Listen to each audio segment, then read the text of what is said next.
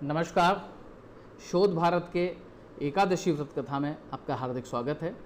और आज हम जिस एकादशी के विषय में बात करने जा रहे हैं वो है योगिनी एकादशी। योगिनी एकादशी के व्रत का महत्व इसलिए भी है क्योंकि इसके बाद देवशयनी एकादशी का व्रत पड़ता है और सनातन धर्म की मान्यता के अनुसार देवशयनी एकादशी के बाद भगवान विष्णु योग निद्रा में चले जाते हैं, जिसे हम चौमासा या चतुर्मास भी कहते हैं।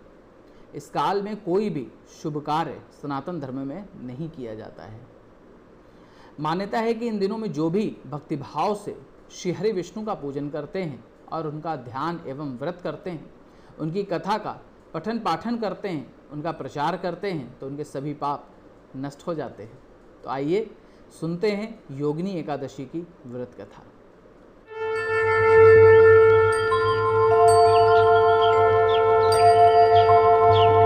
एकादशी व्रत कथा। योगिनी एकादशी व्रत कथा का वर्णन स्वयं श्री कृष्ण ने युधिष्ठिर के कहने पर किया था। श्री कृष्ण ने युधिष्ठिर से कहा कि हे राजन, सुनो, मैं तुमसे पुराणों में वर्णित योगिनी एकादशी की व्रत कथा कहता हूँ।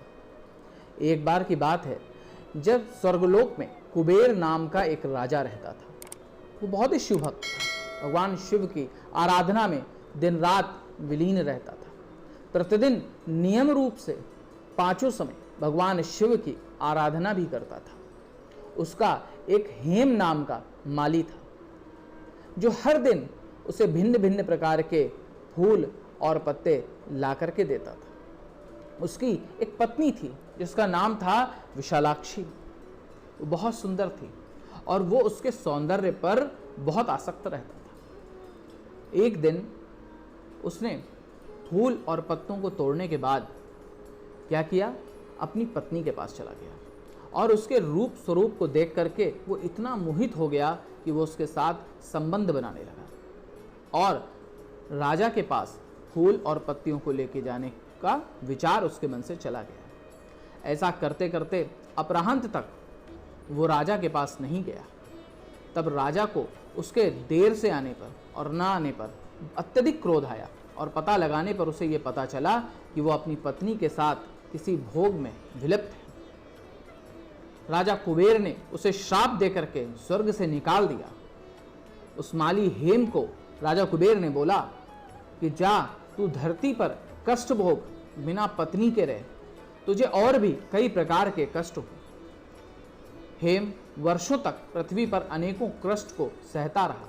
उसकी पत्नी की भी मृत्यु हो गई और उसे भी कई प्रकार के रोग हो गए। एक दिन उसे मार्कंडेय ऋषि के दर्शन हुए और उसने अपनी सारी व्यथा उनसे सुनाई और अपने प्रायश्चित का मार्ग उनसे पूछा।